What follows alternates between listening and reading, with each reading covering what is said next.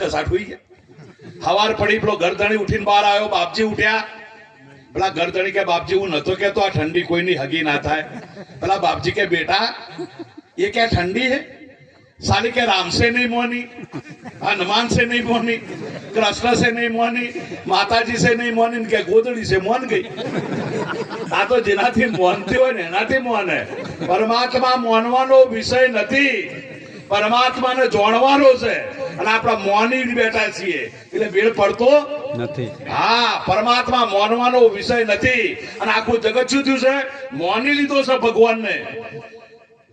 હાચો સમજ્યા ને એ હિલી નાચી ને તે ભેગી ટીહલીએ નાચી એ હિલીના ઘેર ગરબો હતો એ હિલીએની બેન પડી ટીહલીને આમંત્રણ આલ્યું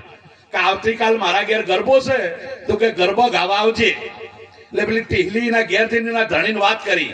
કે આવતીકાલ મારી બેનપણીના ઘેર ગરબો છે અને મારા ગરબે ગાવા જવાનું છે તો એનો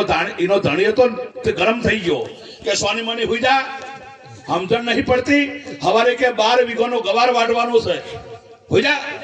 એટલે પેલી ચડી રહી રાતે દાંતેડું દોડું લઈ ખેતરમાં હવે જોઈનું ખેતર હતું ને બાજુમાં જ હિલીનું ઘર અને રાતે 8 વાગે ઢોલ વાગ્યો અને પહેલો ડણકો પડ્યો એ હિલીના ઓગણામ નાચી અને પેલી ટીહલીના ખેતરમાં 12 વીઘાના ગવારમાં ઉભો ગવાર આડો કરીને આ હિલી નાચીને ભેગી ભક્તિ આવી નથી મારા વાલા એ પોહલોમણ વાળી ભક્તિ ના ચાલે દેખા દેખીની ભક્તિ નથી ભક્તિ તો સ્વતંત્ર છે કોઈ કરે એવું આપણે નહીં કરવાનું આપણો અંદરથી આપણો પોતાનો આ સ્વયંનો મહિમા છે હે તો પોતાના અંદરથી નક્કી થાય કે મનડા માને તો ભક્તિ વળજો કોઈના કહેતા કહેતી ભજન થાય નહીં કોઈના કહેતા કહેતી ભજન નહીં કરવાનું અમારા ગામમાં એક બેન આ બેન વિધવા હતો અમના આજીવિકાનું કોઈ સાધન નહીં કમાણીનું કોઈ સાધન નહીં અને બેનને એવી ટેવ હતી કે આગળ કોઈ સંત આવે ને તો એને જમાડ્યા સિવાય મોકલે નહીં હવે બેનના ઘરમાં અનાજનો કઈ દોણો નહીં બધું ખૂટી રહેલું એટલે આ બેને વિચાર કર્યો કે મારા આગળ કોઈ સંત આવે અને ભૂખ્યો જાય કે મને પોસાય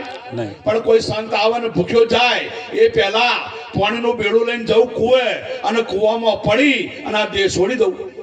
આ પાણીનું બેડું લઈને બેન મરવા માટે કુએ ગઈ પડવા માટે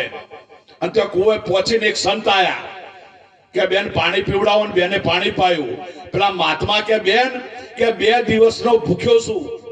કે ભોજન મળશે પેલી બેન મનમાં વિચાર કરે છે કાટલા માટે કે કુવામાં પડવા આવીશું